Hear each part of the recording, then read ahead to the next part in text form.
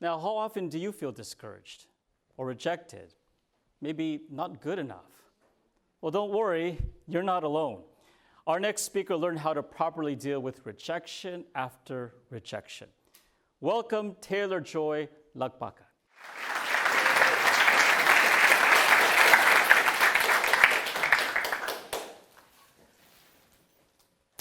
Hi, Taylor. Apologies for such a delayed response, but I finally heard back from our hiring manager, and she said that your interview went super well. But they decided to move forward with another candidate. Taylor, how you been? Hey, thanks for coming in last week for an interview. Hearing about your experience in coordinating some church events was actually really helpful in understanding how you work effectively, efficiently, and independently. But we did decide to move forward with another candidate. Dear Taylor, thank you for your interest in our company. At this time, we have decided to move forward with another candidate who has the qualifications that our company needs at this time. Once again, thank you for your interest, and we wish you the best of luck. It has been 10 months since I left my corporate job. I never thought I would ever leave a job without having another one already lined up. And if it weren't for the fact that I still live at home with my parents, I probably would have kept going with that job.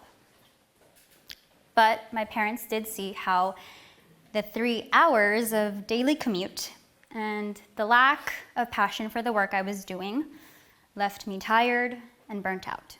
So they encouraged me to look elsewhere. And I am so thankful to have such loving and supportive parents. But the thing I'm learning more and more these days is that wanting a new job and actually looking for one are two very different things, especially in today's economy. So many times I would reach the interview stage of a hiring process, so hopeful that this was going to be the one for me. But then I would eventually receive the dreaded rejection email. I can honestly say that today's job market is rocky, to say the very least. And this is not the first time I've experienced disappointment. But experiencing one disappointment on top of another, right on top of another, yeah, that's kind of new to me. For example, there is a job that I applied and interviewed for just earlier this year, and it was perfect for me. It would have worked well with my schedule, offered really reasonable compensation, and would help me reach my long-term career goals. What more could I ask for? But I never heard back from that company after our interview, and I cried. Wanting something so much with all your heart, and then being told that you're just not qualified enough, not experienced enough, is one of the most frustrating feelings that anyone can ever go through. It makes you feel really disappointed in yourself. And it feels like a reminder that you're just not good enough. What is wrong with me? But before you brush me off as just another Gen Z, unable to deal with disappointment and has no grit, let me give you some insight into what it's like to be a young adult in this day and age. We live in this state of just constant overload, do we not? There's an overabundance of everything. And let me explain how this makes things kind of difficult. Because with so much information out there nowadays, there is now this expectation on a lot of us, but especially our generation, to make the right choices, to figure things out on our own. But what a lot of people tend to overlook is the fact that this creates a lot of overwhelming pressure on us inside. And now, thanks to social media, you get to watch us make decisions in real time. You're watching us struggle with our disappointments, struggle with our failures, and you even watch us fall flat on our faces because we are the generation who is willing to share it with all of you. But what you may not always see is the work that is happening inside of us. Like the resilience that we're building with each new disappointment that we have to face. It's helping us build grit, the kind of grit that keeps us determined to reach our goals, no matter how many times we may fall. I'm realizing through firsthand experience that the difference between people who give up and people who soldier on through disappointments is grit. And I want that for myself. But more importantly, I realized that unemployment, although it did come with many disappointments, was actually God's way of allowing me to do other things that I'm even more passionate about. Within the first couple of days of being unemployed, I was already given the opportunities to help with projects for my district's multimedia team, INC Radio, and even INC Media. And on top of that, as a youth group leader inside my local congregation, I've been able to use more time during the week to visit my fellow youth members, plan and prepare for activities. So already, I knew that unemployment had its hidden blessings. I also realized that unemployment gave me the time to help my family in ways that I would not have been able to otherwise. I was able to teach my younger brother how to drive, help him get his driver's license, and help my youngest brother get to and from school so that my parents didn't have to worry about it as much.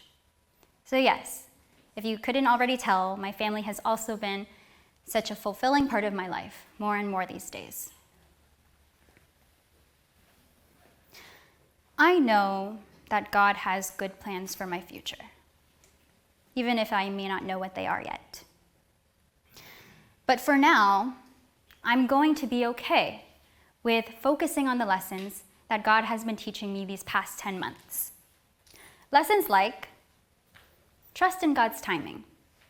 Looking back at my life, I realized that God has made every single change in my life come at the perfect time. So if He's done this for me literally throughout my entire life, surely He can and will do it again. I've just got to be patient. Another lesson. Everyone's life journey is going to look different, and that is okay. Up until last year, I was very stuck believing that the best possible career path had to look a certain way.